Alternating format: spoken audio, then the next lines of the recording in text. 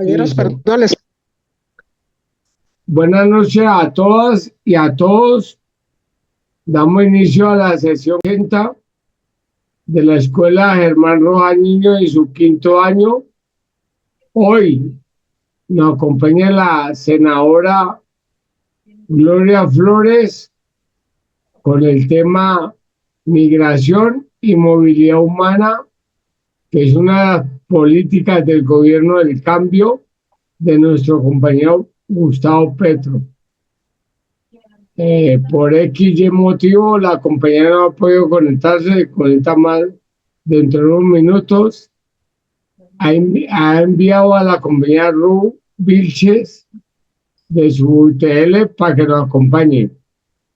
Compañera Ru, tiene usted la palabra. Hola, buenas noches, compañeros y compañeras. Digamos, para mí es un privilegio poder conversar con ustedes y colocar preguntas más que certezas, sobre todo en el tema de migraciones y movilidad humana. La senadora Gloria Flores está en la Comisión Segunda, que es la encargada de Relaciones Internacionales, Fronteras, Seguridad y Defensa. Y pues yo formo parte de su equipo de trabajo, de su UTL, y asesoro específicamente el tema de migraciones y fronteras.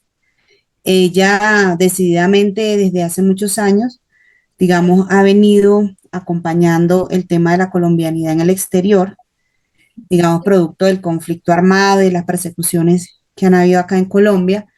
Y pues gran parte de la población, muchas personas tuvieron que salir y vivir esta categoría política que se le conoce como el exilio, y desde la Comisión Segunda ha tenido como un interés en acompañar efectivamente el tema de migraciones, también un trabajo que tiene las zonas de frontera importante en el tema de derechos humanos y también con poblaciones migrantes. Y efectivamente, en estos tiempos actuales en Colombia, pues es un tema que ha venido posicionándose en la palestra pública, pero que además amerita una serie de respuestas por parte del Estado y de la sociedad colombiana.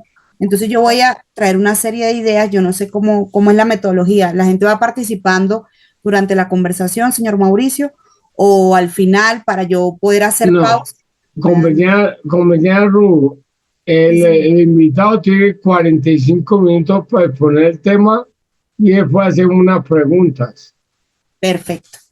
Bueno, entonces yo voy a colocar una serie de ideas para comprender el tema o para, digamos, poder disertar, tener preguntas, colocar en otro orden de ideas la conversación o los diálogos sobre la movilidad humana y las migraciones.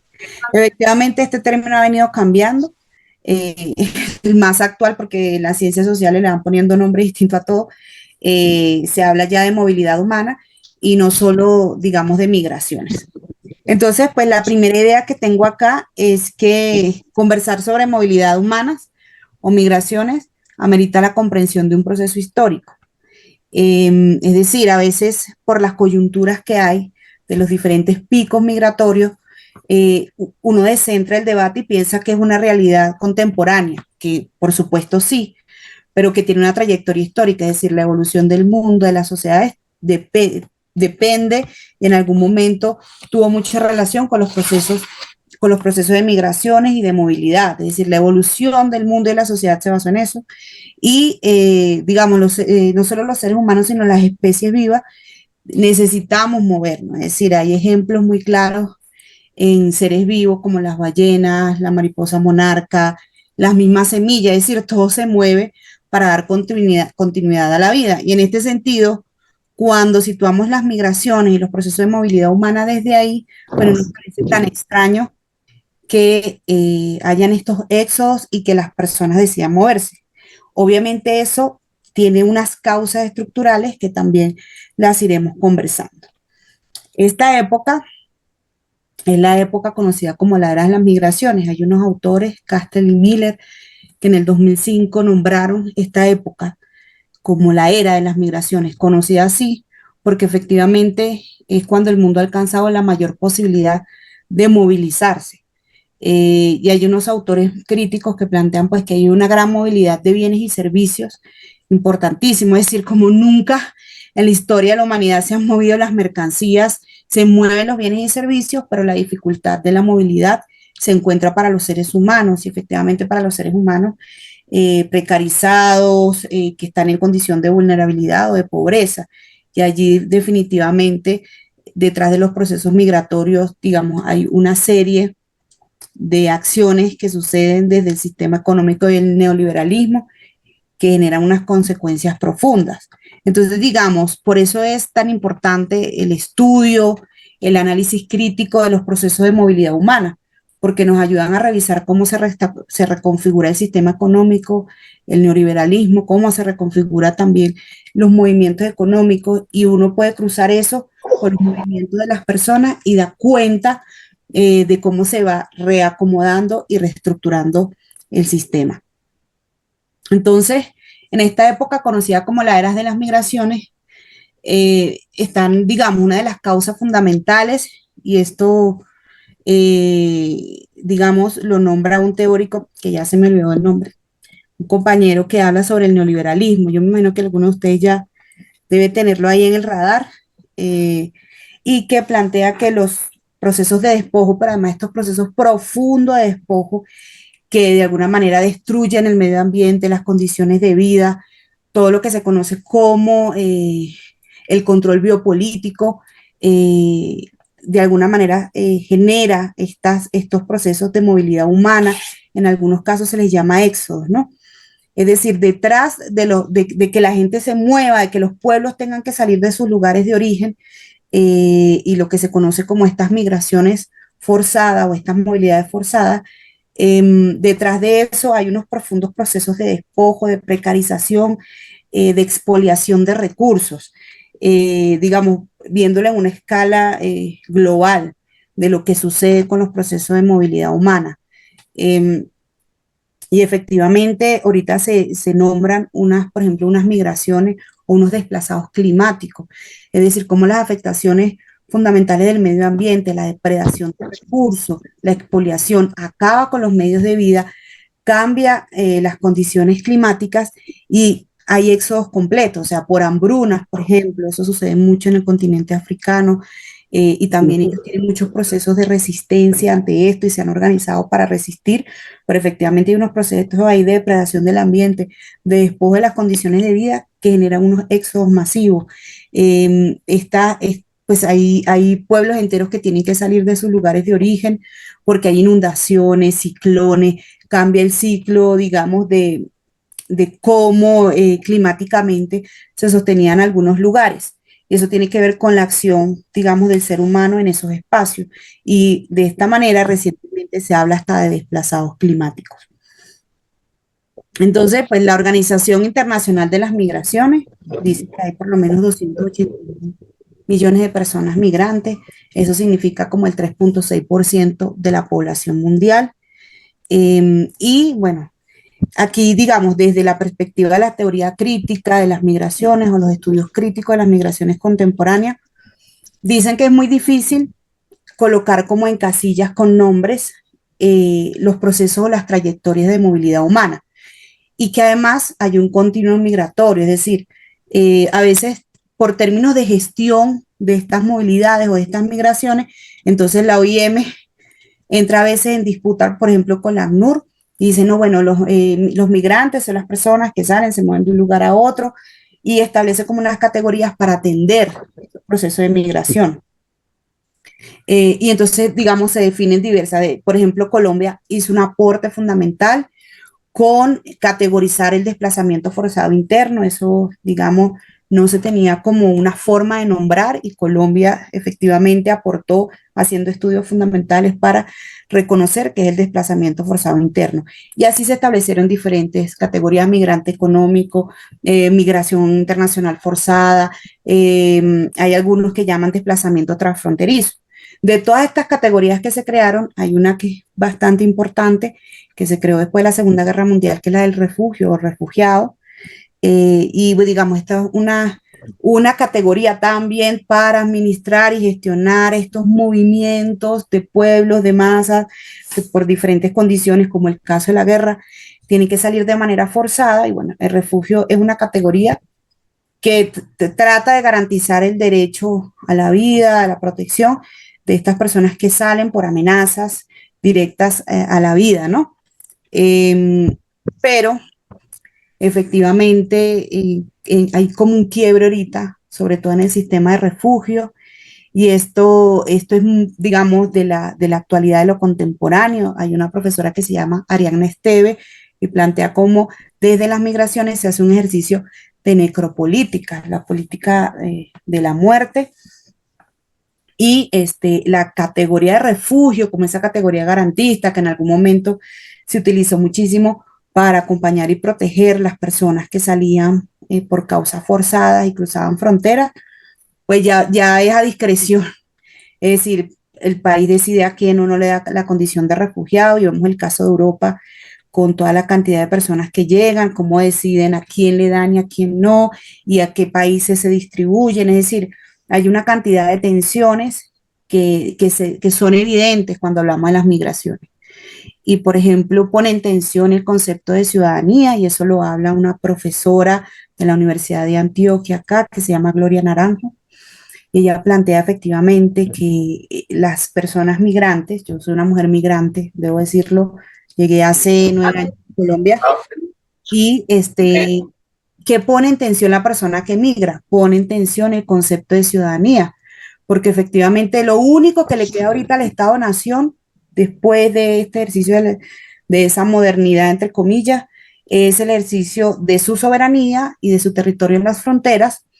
Entonces es muy particular porque una de las contradicciones de esta época es ver cómo se amplía con el ejercicio de la globalización y ahora las fronteras no existen, están las ciudades globales, y eso lo habla una autora que se llama Saskia Sassen, pero a su vez se refuerza el ejercicio del control migratorio y de las fronteras para impedir el paso de aquellos cuerpos o personas que de alguna manera no cumplen las características que yo necesito. Es decir, ¿qué me queda a mí como país en el ejercicio de la soberanía? Pues resguardar mis fronteras y permitir la entrada o no, es decir, inadmitir a alguien. Entonces, desde la teoría crítica, pues plantean cómo esos ejercicios de control fronterizo y esa máquina de producción que generan las migraciones, de alguna manera también son administradas por los estados, y se generan unas reproducciones, y así lo llama un autor italiano, Mesadra, se reproduce la ilegalidad. Es decir, yo llego a un lugar, llego de forma irregular y no hay mecanismo de regularización, se reproduce esta irregularización o esta ilegalidad, y bueno, esa persona que llega ahí, pues es mano de obra barata, precarizada, que se inserta en la informalidad. Y esta autora Saskia Sassen indica que en estas ciudades globales, ni siquiera pudiésemos decir que acá todavía estemos considerados como ciudades globales, por ejemplo Bogotá, pero que en estas ciudades interconectadas, globales, donde opera todo el mundo, pues estas manos de obra precarizadas que hacen diferentes trabajos y cumplen diferentes labores, alimentan como el siguiente eslabón económico, que es el formal, el que está establecido y que de alguna manera goza de privilegios. Entonces, digamos que detrás de estas movilidades humanas o de estos movimientos de poblaciones hay siempre un reacomodo, una situación de despojo del sistema económico. Digamos que a principios de siglo se hablaba más de migraciones laborales, de que la gente iba a migrar porque buscaba trabajo. Hay otros que dicen que efectivamente en estos procesos de migración es muy difícil como la línea entre la que es una migración forzada y una migración voluntaria, porque efectivamente, aunque usted no tenga una amenaza encima sobre su vida y tenga que salir, digamos como el caso del desplazamiento forzado, pero si en su país o en su territorio no hay condiciones de vida, hay situaciones estructurales que no le permiten desarrollar su proyecto de vida, hay mucha pobreza, violencia estructural, violencia económica, y usted decide emigrar, pues ahí la voluntad de decidir o no es tanta. Seguramente es una opción, y allí hay otro autor, bueno, el mismo Mesadra, que habla del derecho de fuga, es decir, ver estas migraciones también como una capacidad de lucha y de resistencia y de ese agenciamiento de los pueblos y de las poblaciones de salir de unas condiciones muy difíciles y de alguna manera fugarse. Y pues la gente sale también con mucha esperanza y con mucha expectativa de conseguir un proyecto de vida. Sabemos que no es tan así, que no es tan cierto, y que además pues estas violencias que se dan en los lugares de orígenes o en los orígenes se reproducen en el tránsito y también se reproducen en los lugares de destino. Es decir, no es lo mismo llegar a España turista que llegar a España en una patera migrando, por ejemplo, igual que llegar a Colombia en las mismas condiciones. Entonces, bueno, digamos, dentro de la complejidad o dentro del proceso de analizar y revisar lo de las migraciones, pues allí hay una cantidad de categorías y conceptos que lo atraviesan. Ya que aquí se me activó algo. Entonces, digamos, estos son como conceptos generales. Desde las teorías clásicas plantean como cajitas para que la gente entre. Usted es desplazado forzado, usted es migrante internacional, usted es migrante económico, Quítame el usted lo sonido, atiende la quita la ACNUR o lo cámara, atiende quita mi voz. la, Uy, ay, perdón, lo atiende ACNUR si es refugiado y le dan el estatus de refugiado, que ya no lo están dando ni en Colombia ni en ningún otro lugar del mundo, es muy difícil. O si no, usted es migrante económico y usted va por mejores condiciones de vida. Pero digamos que esa línea no está tan demarcada y segundo, que los procesos migratorios tienen un continuo, una continuidad. Mucha gente que salió de acá de Colombia en desplazamiento forzado cruzó las fronteras y ahí hizo un desplazamiento transfronterizo o una migración, o sea, pasó de un país a otro y en ese momento pues pidió el estatus de refugio, no se lo dieron, ahora pues no quieren reconocer el refugio y hablan de un flujo mixto de personas que migran en condición similar al refugio, por ejemplo, para venir achatando como esa figura del refugio, hacerla más chiquitica, más difícil de alcanzar, por todo lo que significa para un Estado también asumir las poblaciones refugiadas. Y un poco para terminar de redondear la idea con el término, con lo que pasa con la ciudadanía, es que efectivamente quienes pueden garantizar derechos son los estados, ¿no? Sobre todo deberían, ¿no? Y llega una persona a un país que no es ciudadana, que no nació en ese territorio, y entonces, bueno, empieza el debate de quién va a garantizar los derechos de esa persona, qué pasa, y entonces ahí se pone en tensión el concepto de ciudadanía y pues los movimientos y las luchas de las personas migrantes, lo que dicen es que los derechos se deben garantizar por ser seres humanos, más allá de pertenecer a una ciudadanía o no, y entonces van de alguna manera desbordando el concepto, rebasándolo y haciendo un ejercicio de exigibilidad, no por ser ciudadano o ciudadana de un país, sino por ser humano, ¿no? Entonces, claro, qué pena, ponen tensión como esos conceptos. Entonces, digamos, ya hay un poco para cerrar esta idea sobre la ciudadanía y abrir otra idea que tiene que ver con las mujeres y las migraciones, pues ya, digamos, haciendo como un recuento, entender que los ejercicios de migración y los sexos de poblaciones vienen acompañados de o son causados por profundos procesos de despojo, pobreza, son una acción del neoliberalismo y si nosotros cruzamos rutas de migración y los reacomoda el sistema económico, nos damos cuenta cómo eso se cruza. Allí hay un ejercicio de la necropolítica, de los cuerpos de las personas migrantes que son utilizados por traficantes, que son utilizados por tratantes, pero que también son utilizados por estas industrias maquilas, es decir, hay cuentos terribles como las temporeras de Huelva, que las mujeres llegaban a hacer trabajo de temporera, es decir, salían de Marruecos, llegaban a España, iban a trabajar 3 meses o lo que durara la temporada. Bueno, en esos campamentos violaban mujeres, las hacían trabajar hasta el cansancio. Digamos que no son condiciones dignas de trabajo, pero que son condiciones similares también a trabajos muy, muy precarizados, como eso de colocar pañales para que la gente no vaya a hacer chichi, que pasa con las temporeras, pero que también pasa en otros lugares, o las mujeres de Tijuana que trabajaban en maquilas y las asesinaban para no pagarle. Es decir, o hombres que trabajan también, que llegan de África y llegan a trabajar a España en cualquier actividad, y lo que hacen es, a veces el esfuerzo físico es tan grande, y contaron en algún momento un político español, Íñigo Errejón, que llegó un compañero africano y lo lanzaron en el hospital infartado. Y cuando buscaron las causas del infarto era agotamiento físico, es decir, hacer a alguien trabajar al extremo del agotamiento físico. Entonces, detrás de las migraciones se reproducen unas condiciones de indignidad, pero también de mucha, casi que de esta neoesclavitud. Pero también detrás de los procesos migrantes hay una cantidad de luchas muy poco comprensibles en términos de lo que se conoce como los movimientos sociales formales, pero que dan cuenta de lo que son estos nuevos movimientos sociales. Y allí se habla un poco del transnacionalismo, como esa teoría que da cuenta de estos tránsitos y cómo se conectan el origen y el destino y el tránsito y cómo la subjetividad política y también las relaciones sociales se reacomodan a este proceso de movilidad y hay nuevas formas de cuidado, nuevas formas de afecto, se reconfigura la vida. Y bueno, a partir del transnacionalismo se empezó a revisar por qué las mujeres también migramos. Y entonces allí hay un término que se conoce como la feminización de las migraciones. No es poca la cantidad de mujeres que migran, son la mitad. Hay una cifra entre el 48 y el 50% de mujeres moviéndose por el mundo y al principio se pensaba que era como en patrón asociativo del hombre. Bueno, migra con el hombre, pero resulta que no. Cuando se pusieron a estudiar efectivamente por qué las mujeres se mueven por un ejercicio de autonomía, por escapar de violencias basadas en género que se reproducen en sus lugares de origen, pero también por autonomía económica. Pero ¿qué pasa con las mujeres y qué pasa efectivamente con los temas migratorios? Que cuando uno migra o se mueve, yo decía, yo saqué la pata de Venezuela y llegué a otro lugar y hay unos procesos de desplazamiento, es decir, ya, digamos, se fractura la ciudadanía un poco y hay proceso de desplazamiento.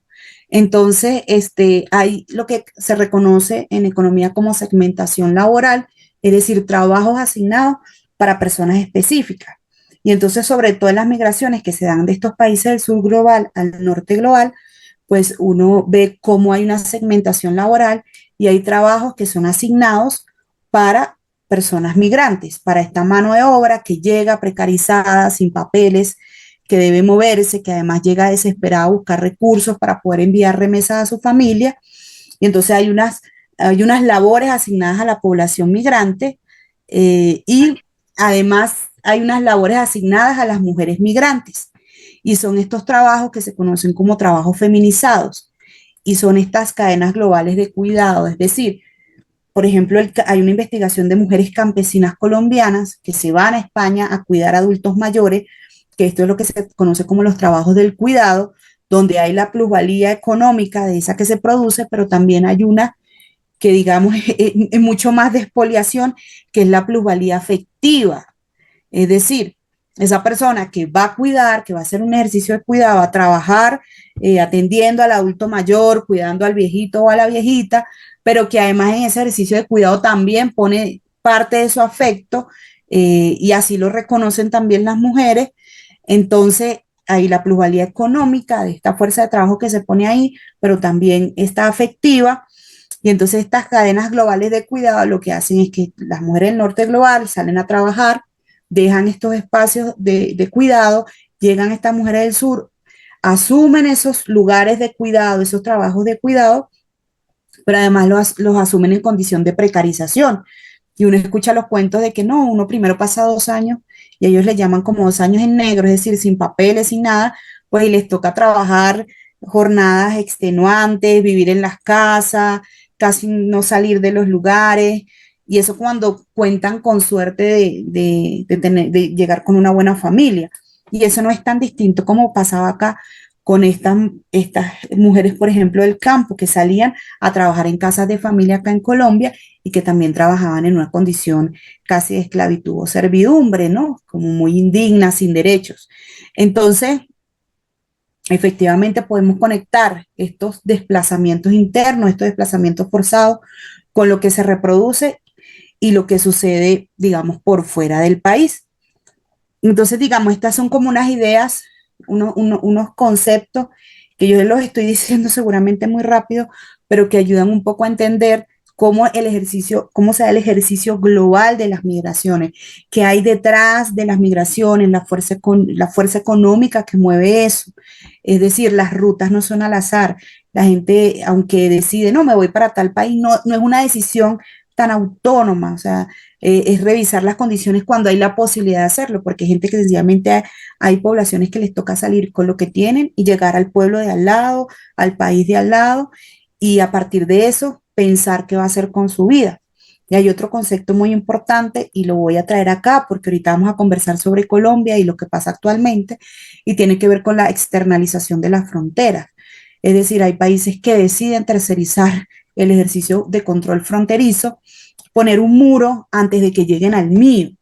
Por ejemplo, tenemos el caso de Marruecos y España. Entonces, allí hay un muro antes, en territorio marroquí, aunque es parte de España, y allí hay todo un ejercicio de control fronterizo, de vallas, de una cantidad de cosas que han pasado. Hace como un año hubo una muerte importante de migrantes que cruzaron, y bueno, allí los atraparon y los que quedaron en las vallas, pues los jalaban por las piernas para que se insertaran por acá y se desangraran, porque son de estas vallas puyudas. Por ejemplo, Estados Unidos tiene un ejercicio importante de externalización de frontera con México, es decir, la frontera de Estados Unidos ya no está de su lado, está del lado de México, y en México se gestionan los refugios, los CBP-1, todo lo que se necesite para pasar a los Estados Unidos. Ya cuando la persona decide pasar por el hueco, es decir, pasar por cualquier lado que se le permite, llega a los Estados Unidos, pues ya ahí los Estados Unidos se encarga de ver si le da la condición de asilo o no, si lo atiende y si no lo deporta, y además lo deporta hacia México de nuevo. Es decir, quien está haciendo la gestión migratoria de los Estados Unidos es México. Pero, y yo dejo una pregunta acá, si venimos al caso de Colombia, en el Darién, ¿quién estará haciendo la gestión migratoria? ¿Dónde estará ahorita la frontera de los Estados Unidos? Sobre todo cuando Panamá decide que va a cerrar el Darién, que ahí va a poner alambre de púa, que ahí no va a dejar pasar personas. Y entonces, ¿dónde se está dando el taponamiento? ¿Dónde van a quedar las personas retenidas? ¿Qué estado o cuáles estados o cuáles países les tocará asumir todo el tema del retorno, del no ingreso, de las personas que se quedan allí, digamos, en esos tránsitos que ahora cada vez son más largos y prolongados? ¿Dónde se abrirán nuevas rutas para que la gente termine de llegar a los Estados Unidos?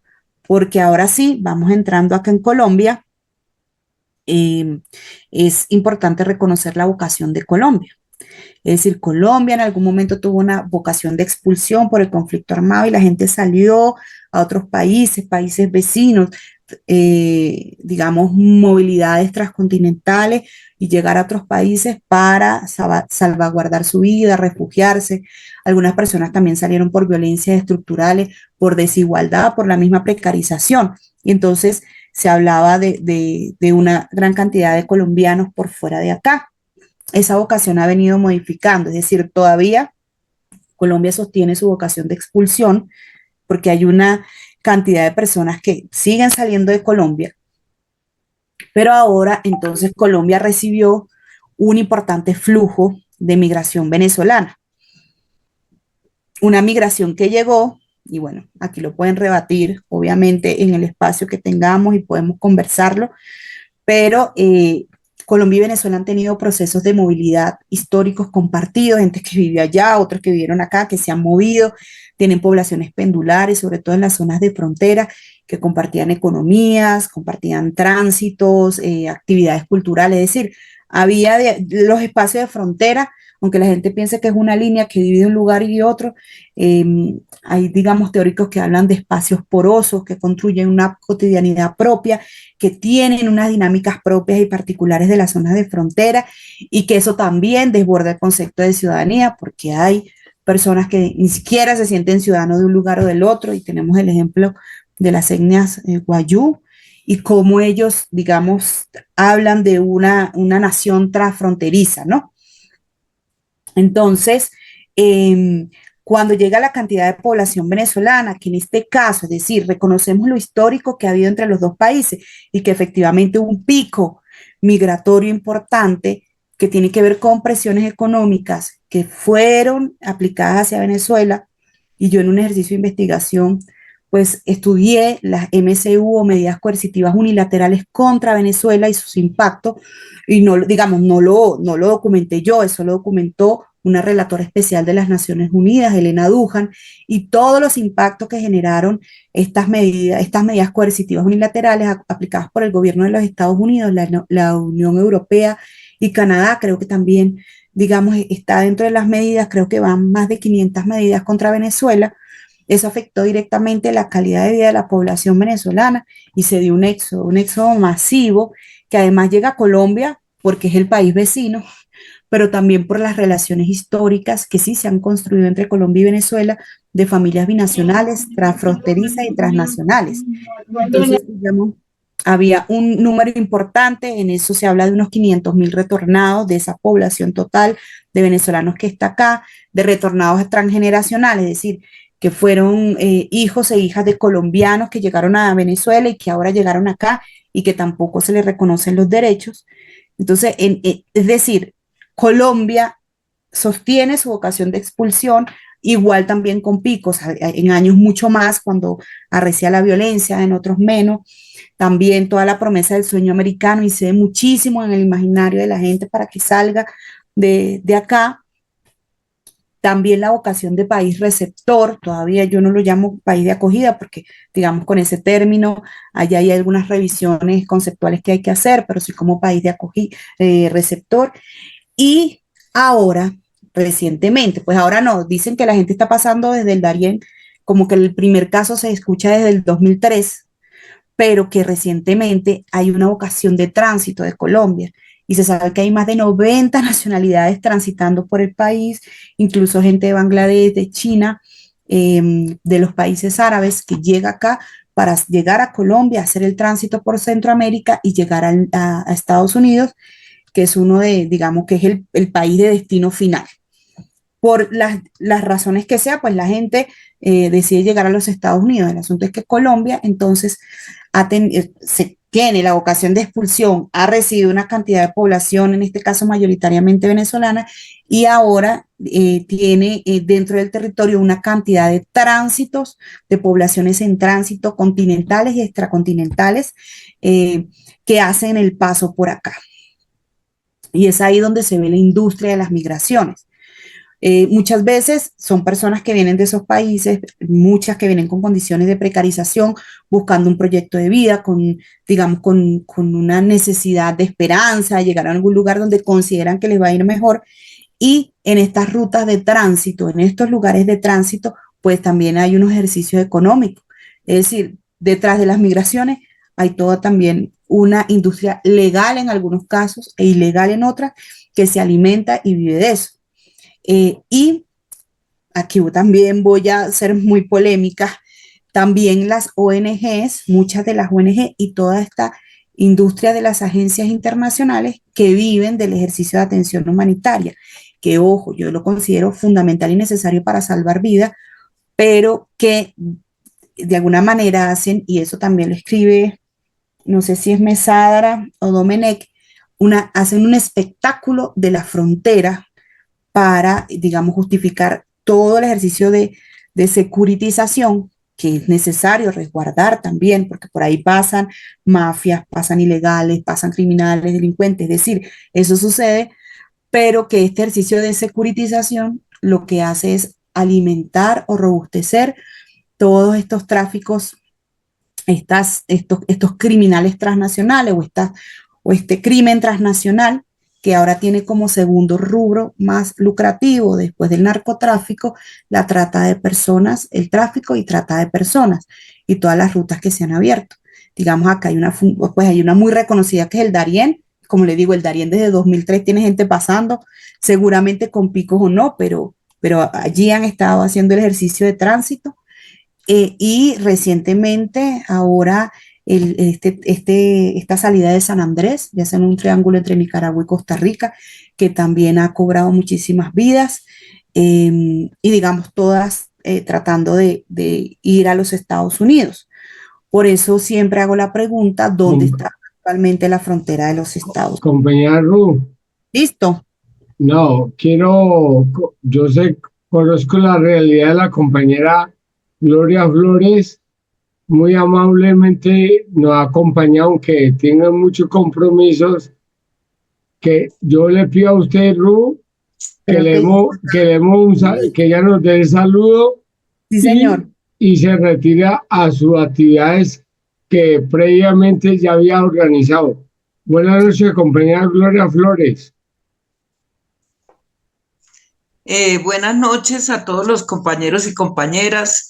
Gracias a Ruth por estar acompañándonos en este esfuerzo, a la certeza del amor por invitarnos a ser parte de este conversatorio alrededor de un tema que es tan sensible hoy para Colombia, para la región de América Latina y el Caribe y para el mundo entero, porque es uno de lo ha situado con mucha eh, quizás con mucha perseverancia siempre como uno de los flagelos complejos que vive la humanidad, el tema migratorio. El tema migratorio y especialmente lo que se relaciona con el tráfico de seres humanos, dirigido, digamos, sobre todo el Papa, a plantear que hace parte de esas nuevas elaboraciones de esclavitud del siglo XXI y por tanto debemos comprometernos con mayor ahínco. Por supuesto, hay una migración, siempre ha existido migración en el planeta, de un lado a otro, la gente está buscando oportunidades, creo en la ciudadanía universal, en la posibilidad de poder transitar por varios lugares del mundo sin ningún tipo de restricciones. Las sociedades tienen que ganar en derechos y los derechos de la población migrante son fundamentales, pero en este momento, en un mundo globalizado, pues las personas tienen, muchas personas pues han tenido que emigrar en condiciones de precariedad y son víctimas de un sistema complejo de ilegalidad que las domina, que las roba, que las condena a situaciones muy complejas de violación de sus propios derechos. Y eso también tiene que ver con medidas adoptadas por los estados que hacen que la ilegalidad se exacerbe, dado que cierran cualquier oportunidad digamos, legal de avanzar en materia migratoria. Pero nuestra experta es realmente la compañera Ruth Wilches, y Ruth Wilches ha estudiado el tema, es una mujer muy capaz, muy sabia en asuntos migratorios, es experta en el tema y puede profundizar con ustedes sobre un campo que se ha descuidado quizás por parte de los sectores progresistas y de izquierda en nuestra región, pero que nos obliga hoy por la magnitud del fenómeno y por las implicaciones también sobre nuestras sociedades y sobre los proyectos progresistas, nos obliga precisamente a asumirlo con muchísima entereza y compromiso, porque el tema migratorio también es un arma de uso político que hoy se levanta para generar presión sobre algunos países que no es.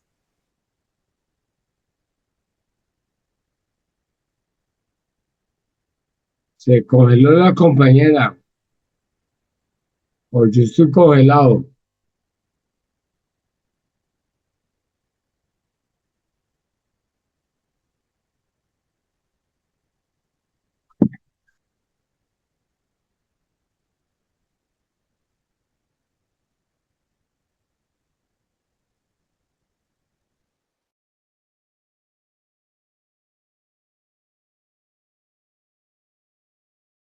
Usados de manera descarada, les pagaban dinero para hablar en contra de Petro, diciendo que Colombia se volvería una Venezuela, que hallara el hambre, etcétera, etcétera. Y en la campaña del 2022 también fueron usados muchos migrantes y ahora en la coyuntura actual que se está viviendo con Venezuela y con el desconocimiento que hacen la Unión Europea en esencia y Estados Unidos y puyados especialmente por alas de ultraderecha, de desconocimiento, pues uno de los temas que afloró es, va a haber una desbandada de venezolanos y venezolanas, prepárense todos los países para la gran ola de migración que va a desatarse, porque el régimen de Maduro se está siendo usado de una manera impresionante el tema de migración para asustar, generar pánico en las sociedades y alimentar propuestas y políticas que están necesariamente ligadas a una visión de recuperación desde el neoconservadurismo, de la América Latina, que ha tenido avances importantes en algunos países con gobiernos progresistas. Y esos gobiernos progresistas los tienen contra la pared porque no se montan en el mismo libreto promovido desde los Estados Unidos y apoyado por sectores de la Unión Europea de ultraderecha. Entonces, el tema migratorio es supremamente sensible, es usado de manera deliberada políticamente y especialmente por los sectores de ultraderecha que están profundamente organizados a nivel mundial, articulados en sus acciones mediáticas, que son un libreto que se repite en todos los países igual, y usan a la gente más vulnerable para eso. Aquí pues nosotros estamos ante una situación compleja porque somos un país ya no solo expulsor de migración, o sea, de colombianos que salen, tenemos muchísima gente en el exterior en condiciones de subregistro, quizás, no sabemos cuántos estén de manera ilegal, cuántos están de manera legal, lo podemos acercarnos a través del registro que hacen en los consulados, pero ahora somos además de un país emisor, digamos, de migrantes, somos un país de inmigrantes que estamos recibiendo cada día más personas y un país de tránsito, porque pasan por Colombia para subir hacia Norteamérica e incluso para bajar hacia el sur del continente. En el sur del continente ya se han planteado algunas restricciones. Bueno, yo creo que Ruth les ha presentado un panorama específico de ellos. Solo quisiera situar, porque sé que este grupo está compuesto por líderes y lideresas que vienen de un proyecto de muchos años y que defienden el gobierno de Gustavo Petro y que están activos precisamente para apoyar en estos momentos tan importantes donde arrancamos un segundo tiempo de gobierno definitivo para defender este proyecto y para defenderlo de cara al 2026, que asumamos este tema migratorio como una de las prioridades. Quizás no hemos tenido suficiente tiempo de definirlo como una estrategia política más clara de parte de los sectores progresistas y democráticos. Le hemos dejado la agenda a la derecha, hemos dejado incluso que la mayoría de los migrantes caigan en situaciones de muchísima complejidad, organizados o atendidos por ONGs de corte más de derecha, y nosotros no hemos hecho lo suficiente para acompañar a esta población.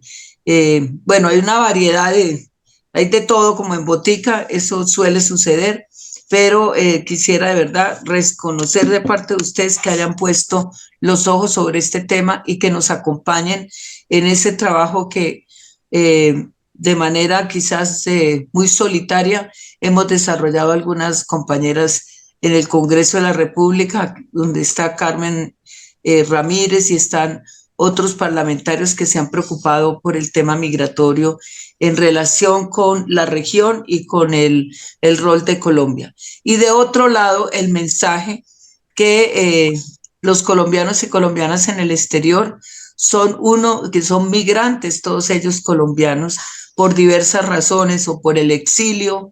Bueno, yo tengo una conexión muy importante con muchos de ellos porque ayudé en mi calidad de defensora de derechos humanos a que mucha gente pudiera salvar sus vidas y están hoy fuera, y he acompañado y estoy muy cercana a lo que es el exilio y el dolor del exilio con familias que están en diversos lugares del mundo, pero hay migrantes de la gran mayoría, quizás el grueso, que migran por razones de tipo económico porque no tienen condiciones de vida acá, migrantes también de una altísima calidad profesional que se les cierran las puertas aquí, se les abren en otros lugares, en fin, migración también de estudiantes que buscan también oportunidades de mejor formación fuera de nuestro país, igual por razones económicas.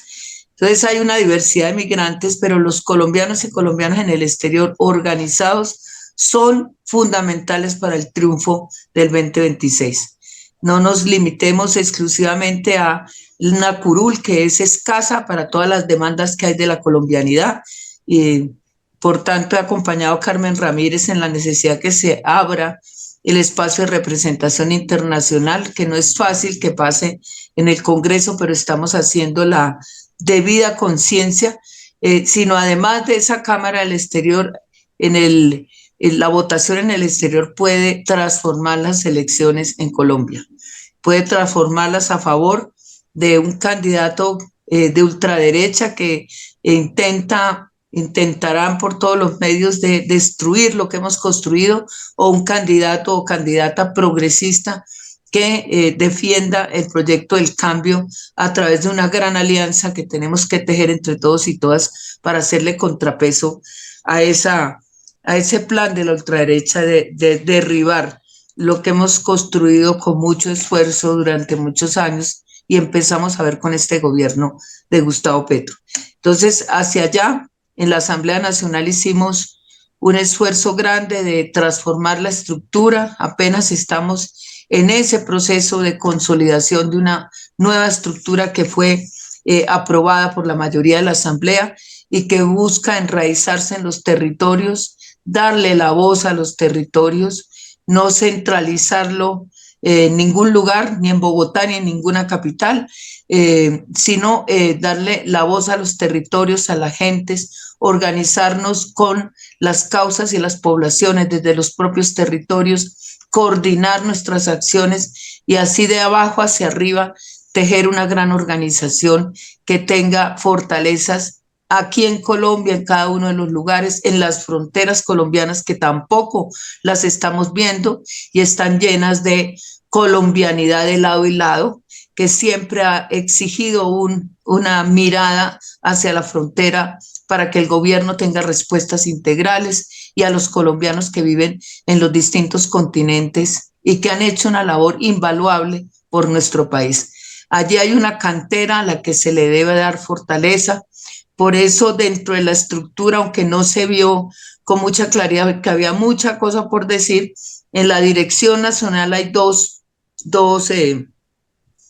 debajo de la Dirección Nacional, en el aterrizaje territorial, están los departamentos, las provincias, las subregiones y los municipios, y en el caso, aquí está el otro lado, son los colombianos y colombianas en el exterior, donde están las estructuras que hay que consolidar, fortalecer por país, por estado, por departamento, depende del país como denomine las distintas la división político-administrativa, si es estado, si son estados autonómicos, en el caso de España, etcétera.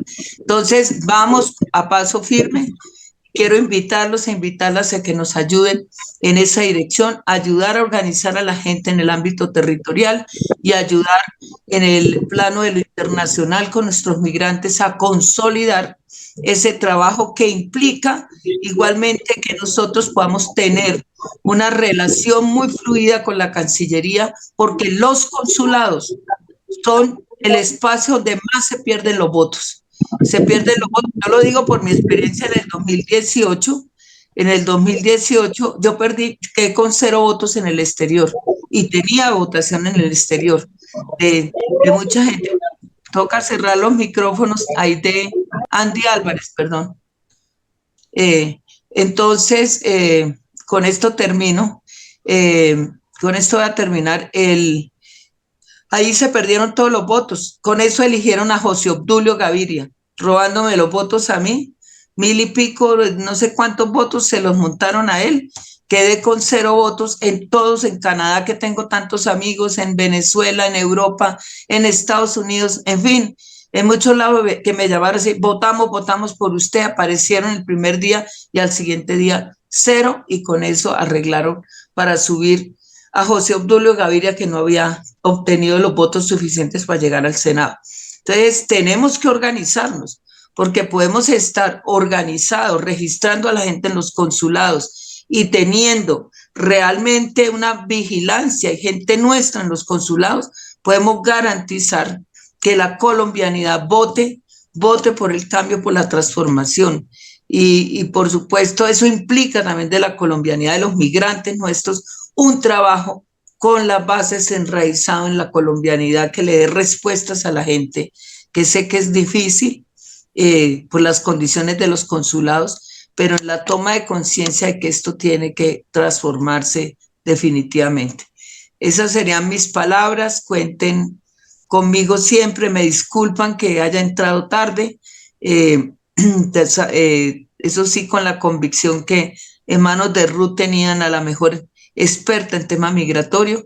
Me acabo de unir para saludarles y darles mi palabra, pero ahorita tengo una reunión que tengo que atender. Preciso me están llamando mientras Compa llegan. Entonces podemos compañera, seguir conversando con usted.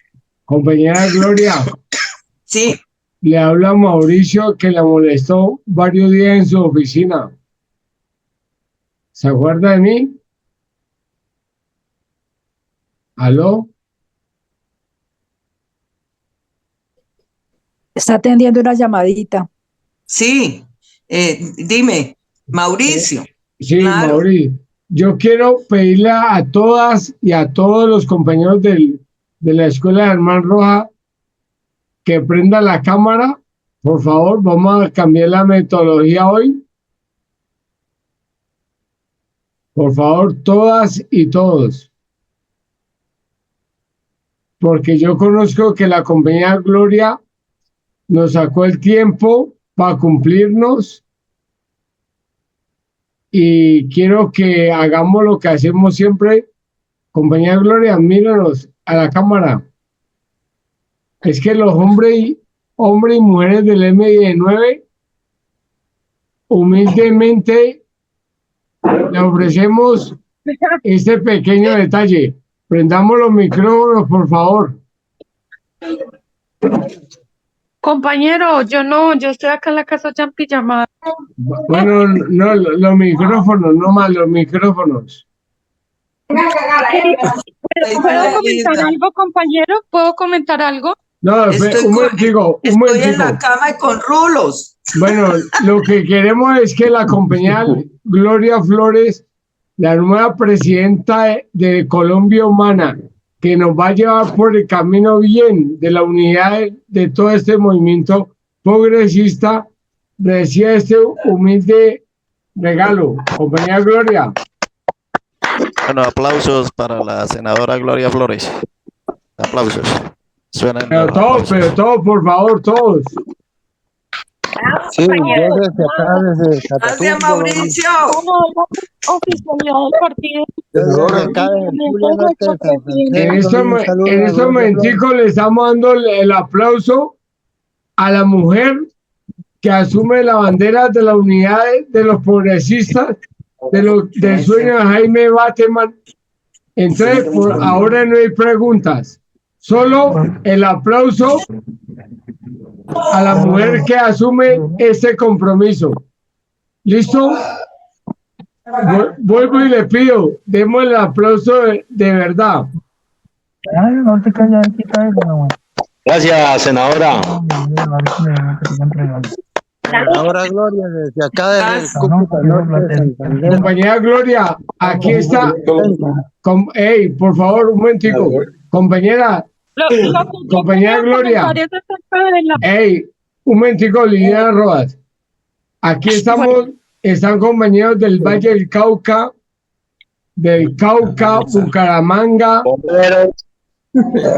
están de Bogotá, están en Canadá, Huila, Desde Cúcuta Norte de de Santander. Cúcuta, compañera Gloria, compañera Gloria, cuente con nosotros para lo que sea, porque nosotros estamos comprometidos con el gobierno del cambio, porque ese fue nuestro sueño y sigue siendo nuestra meta, cambiar y construir una Colombia nueva. Gracias. Muchas gracias, muchas gracias. Yo quisiera, me disculpan como llegué tan corriendo, que hagamos aquí un homenaje a Yamel, que se nos acaba de ir de nuestro lado, está en otra, ha trascendido y desde donde esté, Yamel nos va a acompañar. Oiga, Una fuerza para Yamel y para todos los compañeros que se han ido en estos últimos tiempos y que son parte de la historia y de la lucha. Por ellos nuestros sueños seguirán vigentes. Vladimir Zavala. Vladimir Zavala. Compañera Gloria, usted nos acaba de tocar lo más profundo de los huesos, porque tenemos a Yamel, a Vladimir, a muchos hombres y mujeres que pensaron que esto era posible y no pudieron vivirlo. Hoy usted es la responsable, está en sus hombros, como le dije ese día en su oficina, usted se echó en sus hombros algo muy importante, sacar la asamblea, la segunda asamblea de la Colombia Humana. Yo personalmente le agradezco que haya sido tan capaz y con un equipo tan valioso de hombres y mujeres de su UTL sacar adelante esa asamblea. Muchas gracias, compañera Gloria. Gracias a ustedes, gracias Mauricio, a todos y todas un fuerte abrazo. Ahí acabo de ver a mi gran amiga Patricia Pinilla. Mi abrazo, aquí está a mi Karina, querido. Hola, mi Glory, ¿cómo estás? Qué alegría verte. Con muchas ganas de hablar contigo, Glorita, de un espacio para que charlemos de muchas cosas. Mañana hablamos, Pato. Bueno, amigo René. Ahí te voy a mostrar a alguien. Mira, saluda a Gloria. La Gloria. Uy, ¿cómo estás de grande, tan divino? ¿Cómo estás de grande y divino? Nos vemos en Caquetá. Nos vemos en Caquetá pronto. Vea, Gloria. Listo, aquí te esperamos. Chao, compañera Gloria, aquí entre estos 43 hombres y mujeres está un hombre histórico, Jairo Rubio, el único hombre sobreviviente de la única batalla naval que tuvo la Armada Nacional. Se llama el Karina. Acabo de ver, Karina, a mi Karina. Gloria, compañera, un abrazo. Gloria, si usted tiene algo que hacer, nos quedamos con la compañía Ruth para que nos siga alimentando de su conocimiento. Yo quiero decir algo para que la compañera Gloria lo escuche, por favor, es referente a lo que ya habló de los consulados en el extranjero. Listo, compañero, que sea algo corto y conciso. Sí, es cortito. Está cerca del consulado de Los Ángeles. Hay una compañera que está organizando el movimiento allá en California y ella me dice que tienen informes de que en Los Ángeles la gente que está administrando el consulado es uribista y están vendiendo los cupos para las visas y están acomodando pues toda la gente para el uribismo. Yo creo que... Pues, ajá. Si quiere, pues yo le paso el contacto con la compañera de acá de Pereira que trabaja con usted, o se lo paso directamente para que usted hable con la compañera de Los Ángeles. Gracias, Liliana. Yo creo que tenemos que organizarnos para recibir toda esa serie de información. Entonces, Ruth, para que Ruth tome nota y veamos cómo hay un espacio dirigido exclusivamente a las quejas que hay sobre el manejo de los consular y los problemas que tienen los colombianos y las necesidades que tienen, para que nosotros podamos organizarnos con nuestra gente en la Cancillería, que es poca, a fin de que ir cambiando y transformando las cosas. Gracias, Liliana. Muy oportuna tu Senadora, buenas noches. Senadora, buenas noches. Le voy a pedir la intervención un minutico para hacer una acotación. Diana, un momentico. Liliana, usted me puede mandar el teléfono para yo hacérselo llegar a la senadora Gloria. Diana, tiene la palabra. Senadora, muy buenas noches. Mi nombre es Diana Prieto Gómez. Yo soy lideresa social del municipio de Moniquirá. Obviamente militante de Colombia Humana y yo he liderado varios procesos acá. Sí hay algunos temas que a mí me gustaría organizar con su merced sobre todo porque muchas de las organizaciones, yo soy asesora de proyectos y lidero más de 500 organizaciones en todo el país. Y una de las cosas que sí hemos visto y que las comunidades están bastante, digamos que tristes o decepcionadas es, digamos que la falta de comunicación que está habiendo desde el partido con el gobierno y con las bases, la cual es una desconexión total.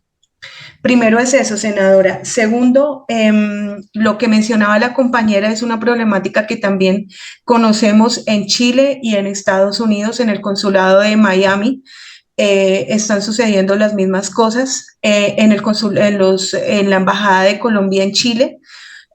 Lo que han hecho, y lo digo con conocimiento de la causa, senadora, es que han llamado a personas uribistas, por ejemplo, si hay algún proceso, algún puesto, algún tema de contratación, lo que sea, no han tenido en cuenta a los compañeros que son militantes de nuestras líneas, sino que los funcionarios han llamado a personas uribistas para que se unan y sean a quienes les asignen puestos, contratos, todas las cosas que requieren de los temas de manejo de la embajada.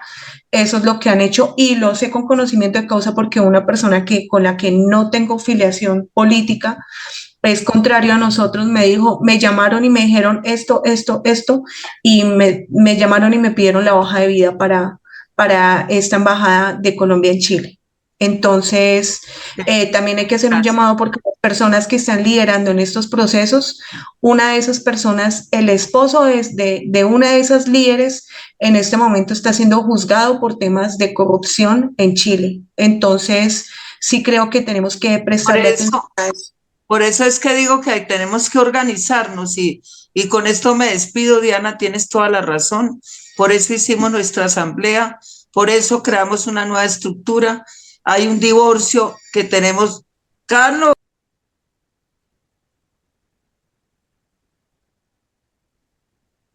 Senadora, se apagó el micrófono. Perdón, porque es que ya llegaron a la reunión. Bueno. Mire, para eso, esa es la nueva organización que estamos forjando. Entonces, es cierto todo lo que dice. Nosotros también estamos aislados del partido como bancada, del gobierno como bancada.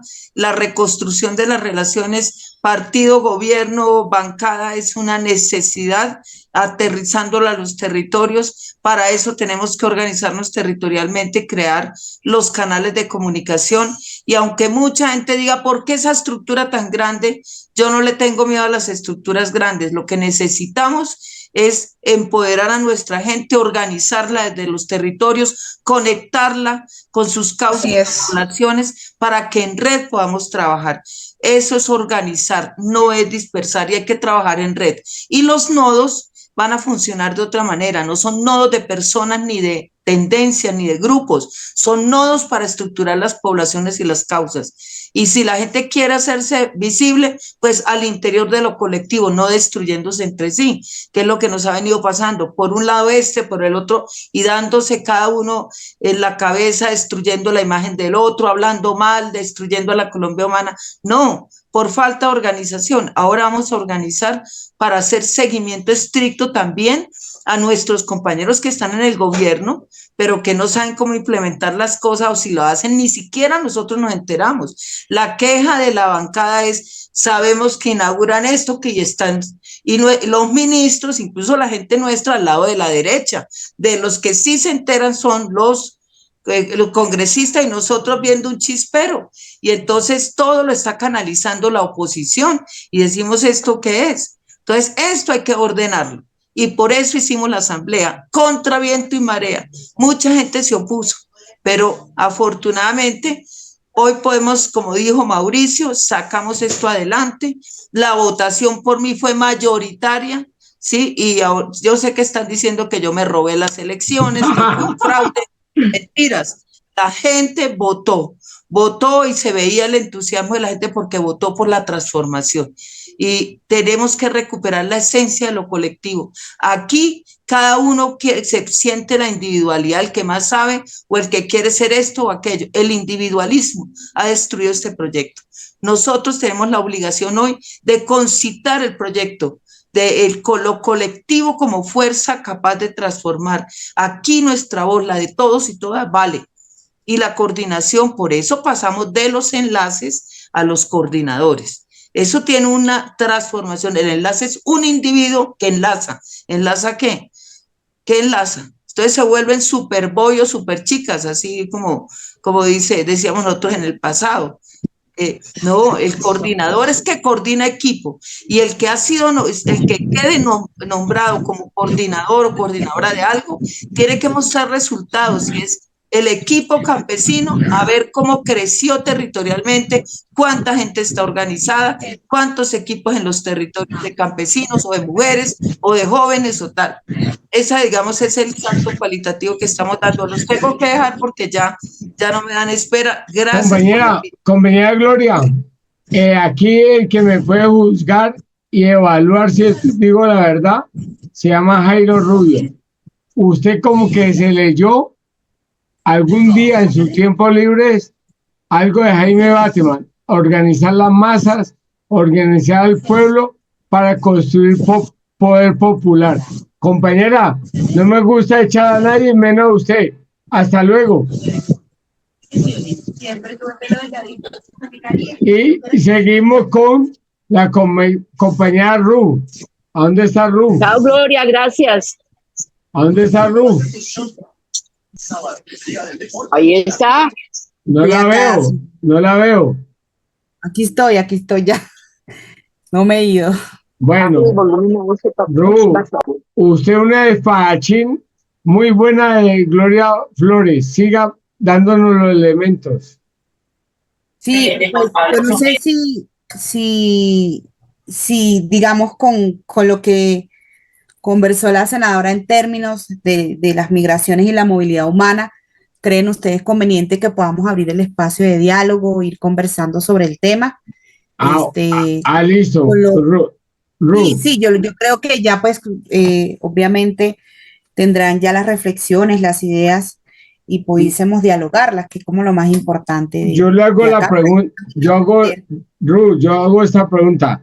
¿Qué hombre o mujer de la escuela Germán Rojas Niño tiene alguna pregunta ante lo que muy bien expuso la compañera Ru sobre las migraciones y la movilidad humana?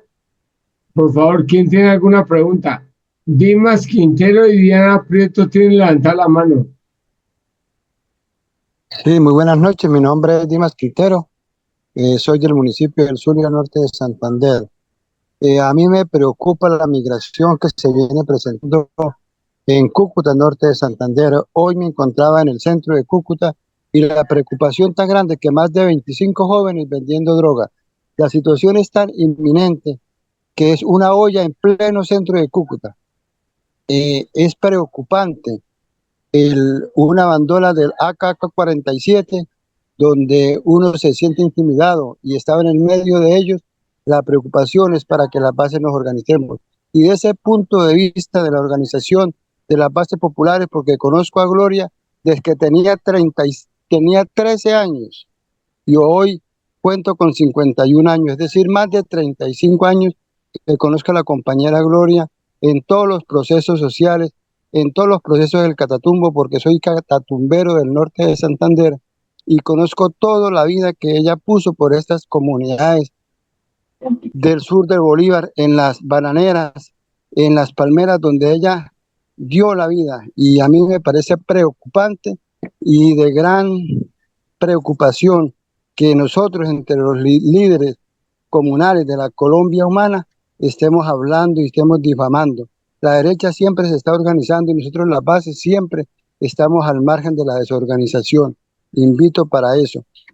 La metodología que se quiere implementar a través que hemos conformado varios frentes de trabajo en Colombia y en Venezuela, desde con el profe Renato venimos haciendo ese trabajo de cómo conformar los liderazgos de economía popular y solidaria y comunitaria para las comunidades de todo el país. Y es aquí donde queremos nosotros entrar y quiero que nosotros nos escuchen, la senadora y los senadores, hasta el gobierno de Gustavo Petro, que nosotros venimos liderando un proceso de transformación, porque nosotros hemos mantenido desde la primera y hasta la cuarta generación todas nuestras economías populares, pero necesitamos llegar al campesino para que la economía no se vuelva una economía capitalista, sino una economía popular alternativa para las soluciones de base, que es lo que quiere Colombia,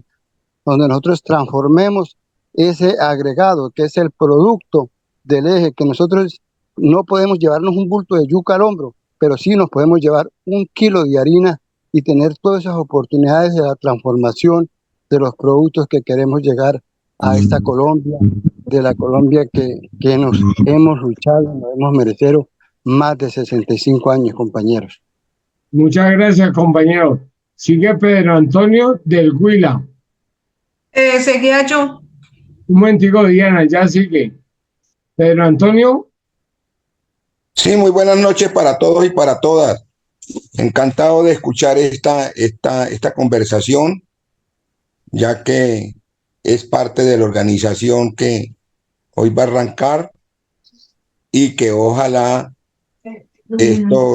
esto se le ponga dinámica y se concierta. Yo tengo una preocupación grande a nivel nacional, pero a nivel territorial. Yo vivo en el sur del departamento del Huila, en una expedición que se llama San Adolfo, municipio de Acevedo. Ustedes están hablando de la inmigración y el desplazamiento. No vamos yo les entendí que el desplazamiento pasado, no. Así como me van las cosas, va a haber una retaliación muy grande a nivel nacional y más con el campesinado y más con los que estamos cerca en las regiones donde han sido regiones de conflicto. Por acá, por estos lados, están carnetizando a la gente, carnetizando a los jóvenes, haciendo reuniones, que se organicen, pero la organización que ellos están haciendo es a la manera de ellos, no a la manera de los alternativos, sino a la manera de ellos. Y eso para nosotros es muy difícil porque a nosotros, los grupos de disidencia que no quieren negociar con el gobierno, que el gobierno ha retirado esa negociación, nosotros estamos en la mira de esos grupos. Estamos en la mira porque ellos ya no tienen a nosotros identificados y ahí es donde está la preocupación de nosotros, porque nosotros estamos netamente indefensos por la derecha, porque la derecha nos tiene bronca. La izquierda también, nuestros dirigentes no le ha puesto cuidado a esta problemática de sus militantes como somos nosotros. Yo tengo una preocupación muy grande con mi familia porque nosotros hemos estado siempre en la lucha por la reivindicación social y buscando nuestros dirigentes que estén al frente del manejo de la situación como lo es el presidente. Esto aquí en San Adolfo hubo un desplazamiento muy berriondo y una violencia muy tenaz en la época como del 2010, que es una cosa así que hasta sacaron la policía a través de cianuro y toda esa vaina. Ahorita se está reencarnando esa problemática y uno dice, bueno, uno acude, llama a un senador, no le contesta, se los encuentra uno por allá, compañero, quiero que me dé 3 minuticos, no, estoy ocupado. Cuando llegan, por ejemplo, lo que pasó ahorita en la Colombia Humana fue muy bueno y fuimos, pero allá se reunieron, fue prioridad los concejales, prioridad los diputados, se reunieron entre ellos y nosotros quedamos en la mesa y cuando ya salieron, dijeron, mire, tenemos que hacer esto, tenemos que hacer lo otro. Yo miro que eso, si comenzamos así con esa vaina, es muy difícil organizar a la gente porque uno ve, por ejemplo, el centralismo aquí en el departamento del Huila, los que definen es el señor Cuellas y el señor Abel Sepúlveda. Ellos son los que definen. Aquí nombraron un señor de la Agencia Nacional de la SAE y le está entregando todos los predios que hay, se los está entregando a la misma oligarquía que está en el poder. Aquí había una finca para un plan de vivienda en Pitalito y se le entregó al alcalde y el alcalde es de Cambio Radical. Lo mismo pasó en Pitalito, entonces lo mismo pasó en Neiva, perdón. Entonces yo pienso que hay que ponerle mucho cuidado a eso y yo le pido a Mauricio que en la próxima haga una reunión e invite a la gente para que debatamos lo interno. Eso no quiere decir que yo no estoy de acuerdo con la inmigración, pero que debatamos lo interno. Otra cosita ya para terminar. Hace 20 días, dos compañeros vinieron y se los llevaron del Valle, engañados para el Chocó, y se los llevaron y los cogió el ELN. Y de buenas no los mataron. Le preguntaron que si ellos qué relaciones tenían con Oti Patiño. Y ellos le dijeron de que no, que él no tenía ninguna relación con Oti Patiño. Y le preguntaron qué relación que tenían con Vera Grave y dijeron que con Vera Grave sí a veces tenían conversaciones, pero con Oti Patiño estaban aislados. Donde ellos le hubieran dicho que ellos tenían buena relación con Oti Patiño, los habían matado. Entonces mire cómo está de grave la situación para nosotros que vivimos en las regiones de conflicto. Sería eso. Muchísimas gracias. Tiene la palabra Diana Prieto y, por favor, preguntas concretas, no un diálogo largo, preguntas concretas. Buenas noches. Mira, como lo mencionaba la senadora y varios de los compañeros, una de la problemática más grave que estamos teniendo en la parte de migración es toda la parte de trata de personas, reclutamiento forzado en los niños y toda esta parte de explotación sexual y laboral. Esto lo estamos viendo en la parte de migración, no solamente en el área de fronteriza, que es en donde se están viendo más grave la situación. La semana antepasada en el municipio de Boyacá, en Soracá puntualmente, fueron encontrados 15 niños que presuntamente iban a ser reclutados de manera forzada. Como lo mencionaba el compañero hace un momento, todas estas bandas criminales están volcando y están usando varios mecanismos. Nosotros estamos trabajando en este momento en una iniciativa, en un programa de promoción y prevención de trata de personas y de reclutamiento forzado de los chicos. Entonces, a nosotros, sí, como lo mencionaba antes, el compañero, realmente ya es desagradable, Yo le he escrito, creo que a todos, personalmente requerí a todos los congresistas del Pacto Histórico. Muchos ni siquiera nos contestan, muchos no nos apoyan, ellos ni siquiera se toman la molestia de ver los mensajes y esa parte es muy desagradable, porque es que la triste realidad es que ahorita que nos vuelven a necesitar, para el 2026 vuelven y nos buscan y nosotros estamos ahí exponiendo nuestras vidas, como lo mencionaba el compañero antes, pero cada vez que nosotros llegamos con problemáticas graves desde los territorios, lo único que nos dicen es no están, no podemos, no tenemos tiempo, los que nos escuchan, porque los demás, realmente la problemática es muy grave. Yo llevo unos procesos muy graves en donde hasta demandas he ganado en Santander, pero la realidad es que hasta este momento no ha existido actuación del gobierno frente a eso. Entonces, sí tengo 500 temas más para hablar con usted, Ruth, si miramos en qué momento nos podemos articular para organizar los temas que tenemos y ver qué apoyo podemos encontrar desde el gobierno nacional frente a esos temas. Muchas gracias. Ruth, con su permiso, yo quiero contestarle a la compañera Diana. Compañera Diana, Gustavo Petro, nuestro compañero presidente, en una reunión que tuvimos hace un año, nos dijo, entiendan y comprendan que yo no soy presidente del M19 y no soy presidente de un grupo pequeño. Yo soy presidente de 50 y pico millones de colombianos. Y solo le pido un favor, él lo dijo textualmente, voy a decirlo, no sé si me equivoco o quito palabras. A mí tráigame proyectos para construir la nueva nación que el gobierno del cambio quiere construir.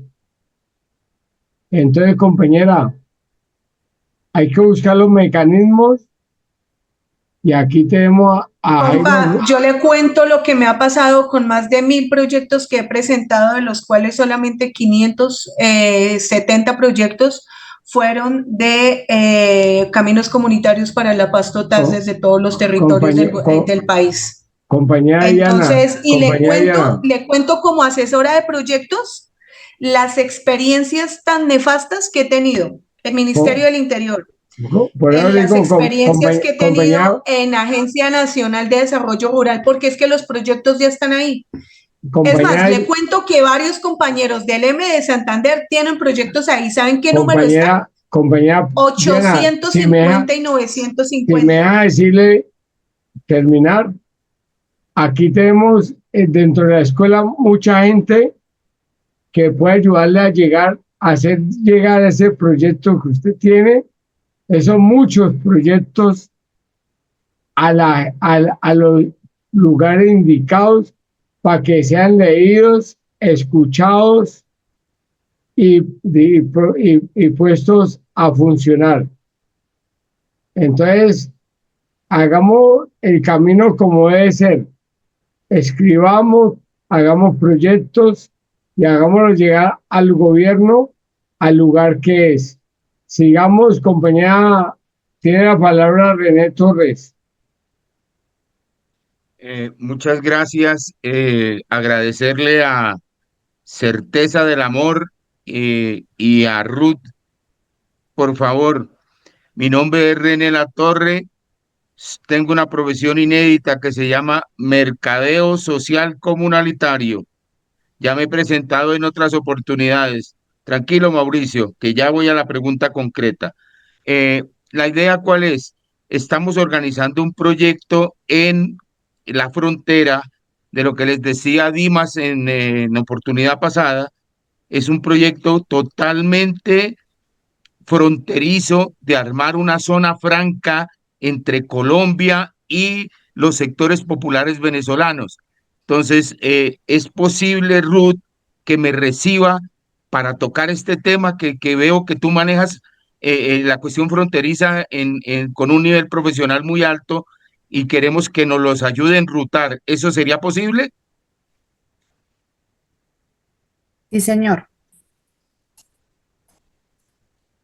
Muy bien, entonces yo a través de Mauricio consigo tu teléfono y te busco. Gracias, por favor. Vale, yo quedo atenta, claro que sí.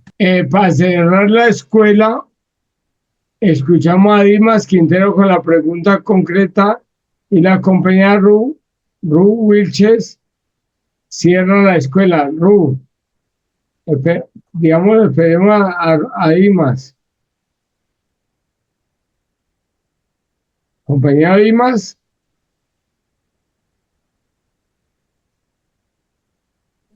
Ru, si quieres cerrar la escuela haciendo un comentario de todo el tema.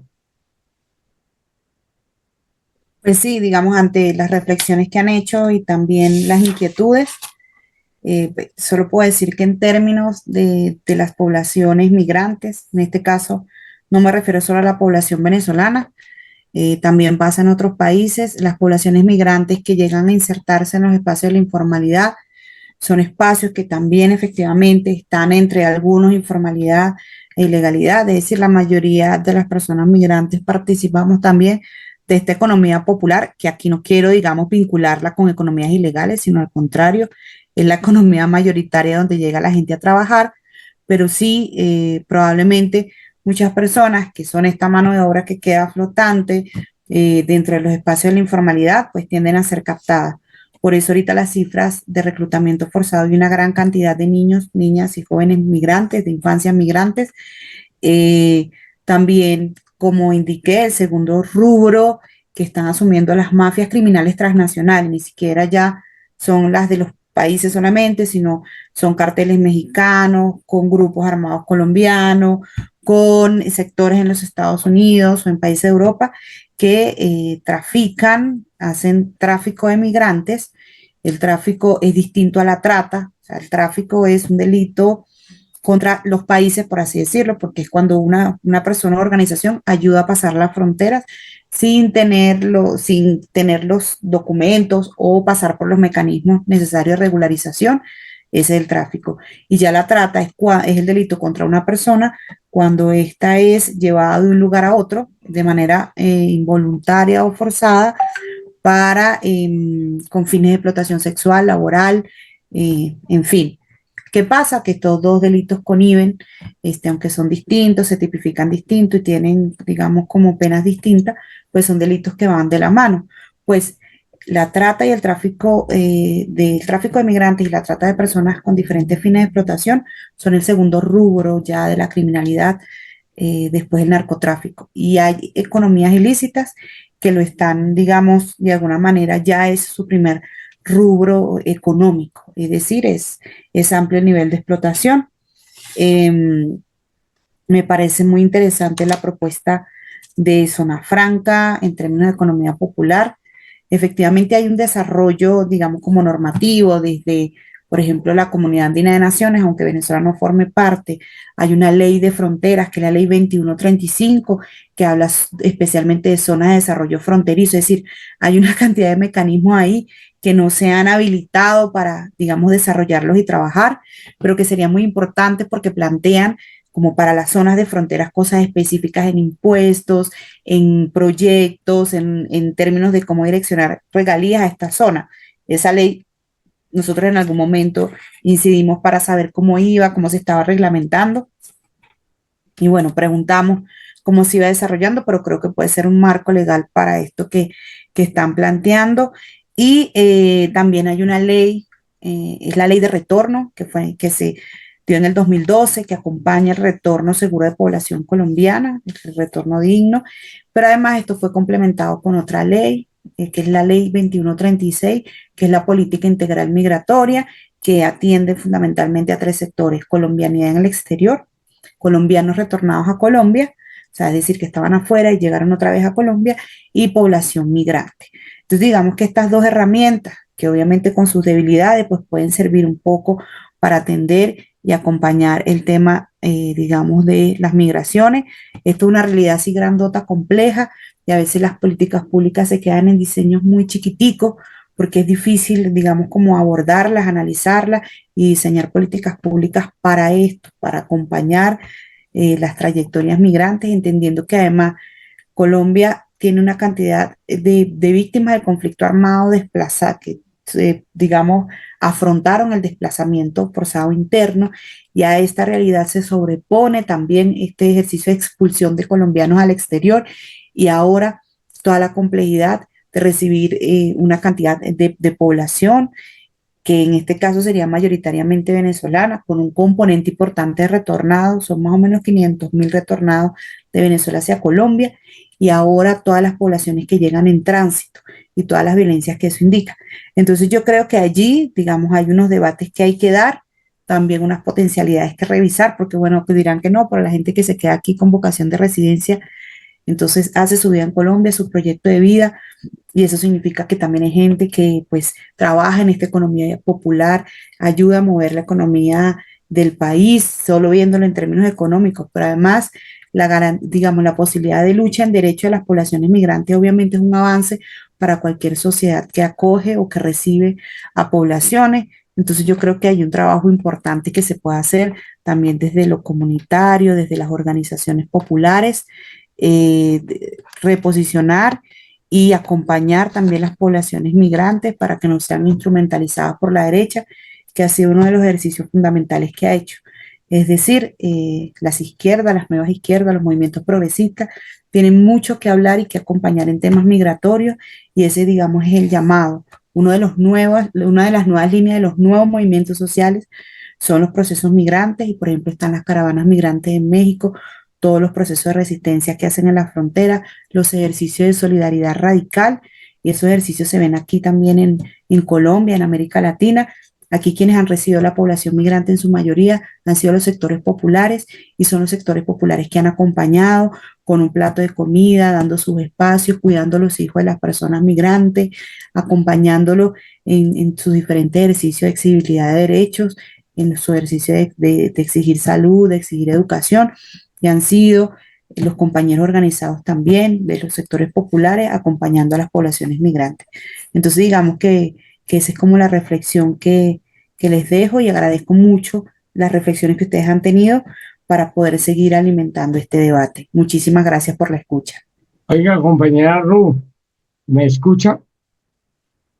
Sí, señor. Nosotros no solo le damos el aplauso a los senadores, representantes, le damos el aplauso a las mujeres valiosas y hombres valiosos que nos dan elementos políticos para salir a socializar todos estos proyectos que son del gobierno del cambio, aceptar a nuestros compañeros hermanos de países cercanos a nosotros como Venezuela, Bolivia, Perú, Ecuador, bueno, todos estos países. Entonces, ¿qué se critica ahí, Ru? Quiero que todos y todas prendan la cámara otra vez.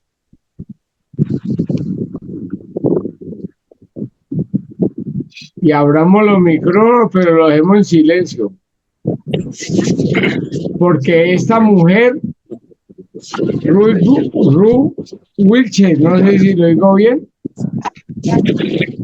Compañero, si se han dado cuenta, es una compañera de nuestra familia grande que Bolívar quiso ser, de los 5 países que él libertó. Y quiero que todas y todos le brindemos un aplauso. Pedro, prendale el micrófono, Pedro. Todos prendame el micrófono. Gracias, Ru. Gracias. Gracias, compañera. Gracias. Gracias. Gracias.